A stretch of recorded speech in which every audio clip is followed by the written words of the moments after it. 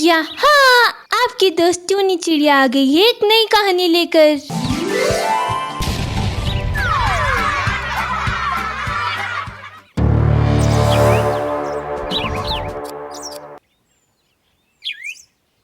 Champak one में बहुत से पशु पक्षी खुशी खुशी रहा करते थे। इसी वन में एक भूतिया चिड़िया का खेत था। सभी पशु पक्षी उसके खेत से दूर रहा करते थे। दिन में तो वो खेत सूखा पड़ा रहता था, पर रात होते ही वहाँ आलू की खेती लहलहाने लगती थी। कोई भी उस भूतिया खेत से आलू तोड़ने की हिम्मत नहीं करता था। एक दिन की बात है, मिट्ठू तोते को रात में देर हो जाती है, जिसके कारण वो बाजार से सब्जियां खरीदने नहीं जा पाता। वो खाली हाथ घर लौट रहा था। मिट्ठू तोता अपने आप से कहता है, ओहो, आज तो काम में ऐसा उलझा के बहुत देर हो गई। आज तो घर में कोई सब्जी नहीं है। अरे मोना ने कहा था कि लौटते समय सब्जियां लेते आना, पर क्या करूं, बाजार तो बंद हो गया है। अब कहां से सब्जियां खरीदूं?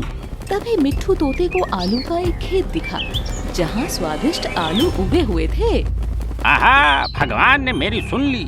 इस खेत में कोई भी पहरा नहीं दे रहा है। यहीं से कुछ आलू चुपके से तोड़ कर ले चलता हूँ। मिट्ठू ने चुपके से खेत से कुछ आलू तोड़े और जाने को हुआ। तभी खेत में भूतिया चिड़िया प्रकट हुई। तुमने मेरे आलू चुराए हैं, इसकी तुम्हें सजा जरूर मिलेगी। मिट्ठू ने उसे देखा तो थर थर कांपने लगा। वो सर पर पाँव रखकर वहाँ से भाग खड़ा हुआ। जब घर पहुँचा तो वो बहुत डरा हुआ था। मोना तोती ने प्यार से कहा, क्या हुआ जी, आज बहुत देर कर दी? मैंने कहा था ना कि आते समय सब्जी लेते आना। बताओ, अब इतनी रात में सब्जी कहाँ मिलेगी? ओफो भगवान, तुम तो सिर पर भूतिया तोती बनकर सवार हो जाती हो। ये लो, आलू की सब्जी बना लो। मोना ने आलू की बहुत ही स्वादिष्ट सब्जी बनाई, जिसे खाकर वो दोनों सो गए। अगले दिन वो लोग जब बहुत देर तक नहीं उठे तो उनका मित्र कुक्कू कबूतर उनकी खैर खबर लेने उनके घर गया।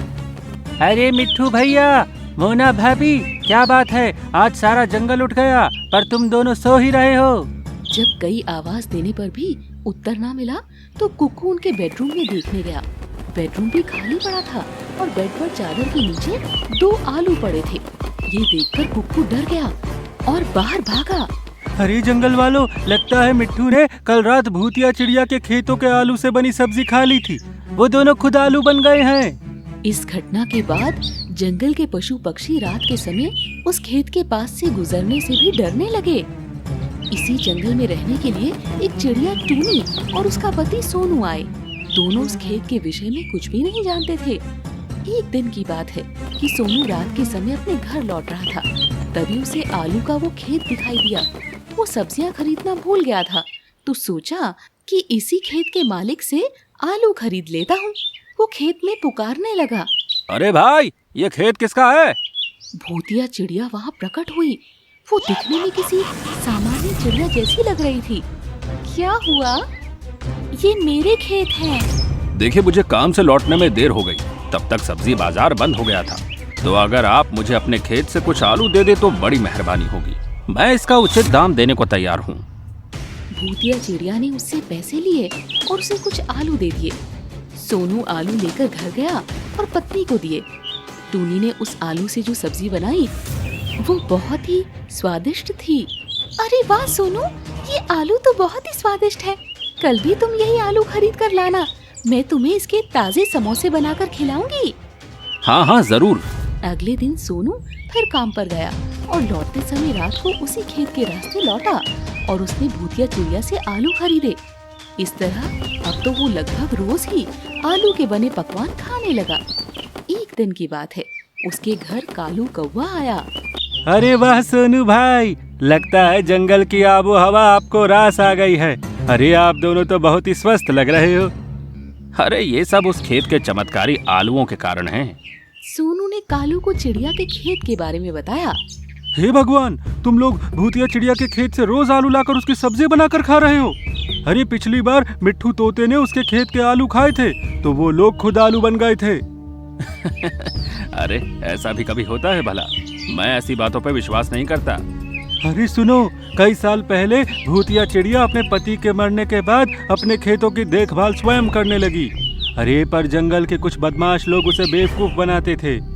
वो उसके आलू चुरा ले जाते थे और बहुत कम दाम में उसके आलू खरीदकर उसे शहर में ऊंचे दाम में बेचकर खूब लाभ कमाते थे। अरे जिसके कारण बेचारी चिड़िया भूख, गरीबी और बीमारी के कारण मर गई। अरे तभी से उसकी आत्मा उन खेतों में घूमा करती है। दिन में वो खेत उजाड़ पड़ा रहता है और रात होते ही उसमें आलू का खेत लहलहा उठता है। अगर तुम्हें मेरी बात का विश्वास नहीं है ना तो चलो मैं दिखाता हूँ। कालू कौवा, सोनू और उसकी पत्नी तीनों वो खेत देखने गए तो देखा कि वो खेत वाकई उजाड़ पड़ा था। वहाँ कोई आलू नहीं बोए गए थे। टूनी चिड़िया घबरा कर कहती है, हे भगवान, हम लोग इतने दिनों से भूतिया खेत के आलू खा रहे हैं। सुनो जी, आज के बाद फिर कभी यहाँ से आलू मत खरीदना। अरे हाँ, समझ गया। मेरा दिमाग नहीं खराब है कि मैं ये सब अपनी आंखों से देखकर भी यहाँ से आलू खरीद लूं। उस दिन सोनू बाजार से सब्जियां खरीद लाया और भूतिया खेत की तरफ से गुजरा ही नहीं। रात में जब वो लोग सो रहे थे तभी सोनू को किसी ने आवाज लगाई। वो उठा तो देखा कि वही भूतिया चिड़िया उसके सामने खड़ी थी। वो थर-थर कांपने लगा और टूनी को उठाया। टूनी भी उसे देखकर डर गई। क्या हुआ सोनू, आज तुम मेरे आलू खरीदने नहीं आए? ये लो, मैं खुद तुम्हारे लिए आलू लेकर आई हूँ। मुझे आज आलू खाने की इच्छा नहीं थी, इसीलिए मैं नहीं आया। डरो मत, मैं जानती हूँ कि तुम मेरे विषय में जान चुके हो, इसीलिए मेरे आलू लेने नहीं आए। पर तुम ही बताओ, मैंने जंगल के लोगों के साथ क्या बुरा किया है? मैं तो स्वयं इनके अत्याचारों के कारण भूख, गरीबी और बीमारी से मर चुकी हूँ। अगर उन्होंने मुझसे बेईमानी नहीं की होती और तुम्हारी तरह मेरे आलू की सही कीमत दी होती तो आज मैं जिंदा होती। टूनी चिड़िया ने सहानुभूति दिखाते हुए कहा, तुम सही कह रही हो बहन, तुम्हारे साथ जंगल वालों ने बहुत अन्याय किया है, पर इसकी सजा उन्हें मिल चुकी है। जंगल के कई लोग स्वयं आलू में बदल चुके हैं, अब तो इन्हें माफ कर दो। अभी भी मेरा सबसे बड़ा दुश्मन कालू कौवा जिंदा है। उसने मेरे आलू मिट्टी के मोल खरीदे और शहर में सोने के दाम बेचकर आज जंगल का सबसे अमीर पक्षी बना बैठा है। जब तक वो नहीं मरता तब तक मेरा खेत रात में प्रकट होता रहेगा। अगले दिन सोनू चिड़ा कालू के पास पहुंचा। कालू भाई, तुमने मुझे भूतिया खेत के बारे में बताकर मुझ पर जो उपकार किया है उसके बदले में मैं तुम्हें आज दावत देना चाहता हूँ। चलो घूमे फिरे और दावत उड़ाएं। हाँ हाँ, क्यों नहीं, दोस्तों के साथ मस्ती करने के लिए तो मैं हमेशा तैयार रहता हूँ। हाँ। सोनू उसे जंगल से दूर शहर में घुमाने ले गया, जहाँ से लौटते समय रात हो गई। जानबूझकर बातों बातों में सोनू उसे भूतिया खेत की तरफ ले आया। जैसे ही वो लोग उस खेत से गुजरे, अचानक उनके सामने भूतिया चिड़िया अपने भयानक रूप में प्रकट हो गई। कालू, तुम्हारे कारण ही मेरी ये हालत हुई है। आज तुम यहाँ से जिंदा बचकर नहीं जा सकोगे। तुम जंगल के भोले भाले पक्षियों को बुद्धू बनाकर उनसे खूब धन लूटते हो और मेरे साथ तो तुमने बहुत ही बुरा किया है। मुझे माफ कर दो, मैंने तुम्हारे साथ जो भी बुरा किया था उसका मुझे दुख और पछतावा है। अरे अब मैं कभी किसी के साथ बेईमानी नहीं करूँगा, बस एक मौका दे दो। ठीक है, कल ये सारे आलू बेचकर अगर तुम मुझे मेरी सही कीमत ला दोगे तो मैं तुम्हें छोड़ दूंगी। कालू ने उससे वादा किया कि कल मैं तुम्हें इन आलूओं के सही दाम लाकर दूंगा और वो वहाँ से आलू लेकर चला गया। अगले दिन से जंगल में कालू कौवे का कहीं नामो निशान नहीं था। उसके बेड पर एक आलू चादर ओढ़े पड़ा था। भूतिया चिड़िया ने उससे अपना बदला ले लिया था। उस दिन के बाद वो खेत फिर कभी दिखाई नहीं दिया।